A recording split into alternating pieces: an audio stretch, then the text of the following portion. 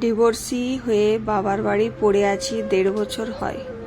আমার 3.5 বছরে ছেলেটা 2 বছর হলো বাবার গলায় স্বর পর্যন্ত শুনতে পায়নি। শুনেছি লোকটা এর মধ্যেই অল্প বয়সী একটা মেয়েকে বিয়ে করে সুখে আছে, আর আমি দিন রাত ভাবির খোঁটা আর মায়ের কথা শুনে দিন কাটছে আমার। ছোট ছেলেটা কত বায়না ধরে, কখনো খেলনা কিনে দিতে বলে, কখনো কোনো খাবার।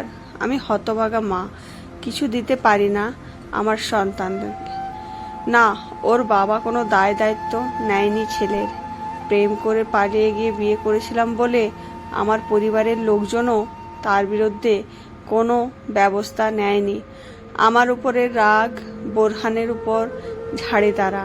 এমনকি আমার ভাবি ও মা প্রায় বলে আমার ছেলেকে তার বাবার কাছে পাঠিয়ে দিতে, কিন্তু কিভাবে পাঠাবো আমি, যেখানে একটা কল পর্যন্ত করে না সে, সেখানে আমার ছেলেকে কত আদরে রাখবে সেটা ভালোই অনুমান করা যায়।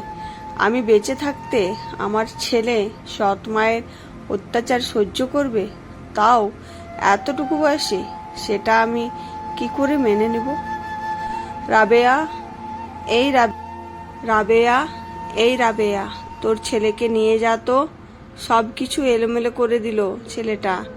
ওই যে ভাবি ডাকছে, নিজের বাড়ি অথচ পরের বাড়ির মেয়েও কত কিছু বলে। রান্নাঘরে বসেছিলাম আমি, ঘরে গিয়ে দেখলাম ভাবির মেয়ে, মানে আমার ভাইজির একটা খেলনা দেখে আমার ছেলে চেয়েছিল, শুধু তাতেই থাপ্পড় দিয়ে দিয়েছে ভাবি। বোরহান আমাকে দেখেই ছুটে এসে জড়িয়ে ধরে কেঁদে কেঁদে বলল, মা, আমাকে ওই খেলনাটা কিনে দাও না। না, কোনো কিছু কেনার সামর্থ্য আমার নেই, আগেই বলেছি। বোরহানের বাবা আমাকে বিয়ের পরে আর উচ্চ মাধ্যমিক পরীক্ষা দিতে দেননি, তাই চাকরি করার কোনো যোগ্যতা পর্যন্ত আমার নেই। ছেলেকে কোলে তলে আমার মাথায় হাত বুলিয়ে দিতে দিতে রান্নাঘরে এসে বসলাম আবারও। ভালো তো, দুজনেই বেঁচেছিলাম। তাহলে বোরহানের বাবা সব দায়িত্ব আমাকে দিয়ে কেন এভাবে ছেড়ে দিল আমাকে? আমি তো সংসার করতে চেয়েছিলাম, ইচ্ছে করে তো ডিভোর্স চাইনি। তবুও কেন এই সমাজে ডিভোর্সি বলে সবাই আমার দিকে শুধু আঙুল ওঠায়? কই, বোরহানের বাবাকে তো কেউ ডিভোর্সি বলে না। এলাকার কিছু ছেলে এদের জন্য রাস্তায় বের হতে পারি না, আজে বাজে প্রস্তাব দেয়, ইশারা করে। ভাবি শুনলে বলে, ডিভোর্সি মেয়েকে তো ওইসব প্রস্তাবই দিবে, তোকে তো আর বিয়ে করার জন্য কেউ বলবে না। এসব শুনে আমার মা পর্যন্ত কিছু বলেন না। তখন খুব কষ্ট হয়, অথচ তারা নিজেরাই তো নারী। একজন নারী হয়ে অন্য নারীকে কিভাবে হেয় করে তারা। আমার মাঝে মধ্যে মনে হয় মেয়েরাই মেয়েদের বড় শত্রু।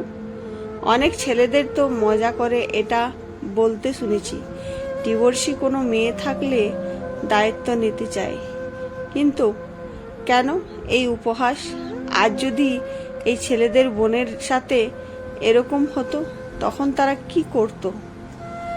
হাতের 5 আঙ্গুল যেমন সমান হয় না, তেমনি সব মেয়েও একরকম হয় না।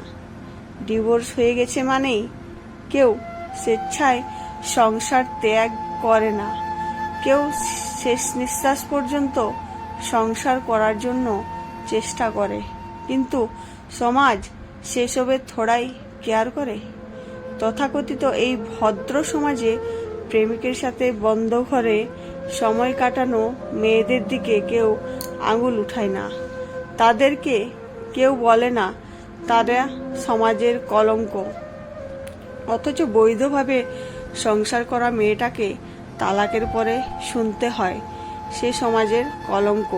আমি চাই এই সমাজ আমাদের হেয় চোখে না দেখুক, পুরুষরা আমাদের নিয়ে উপহাস না করে যোগ্য সম্মানটুকু দিক।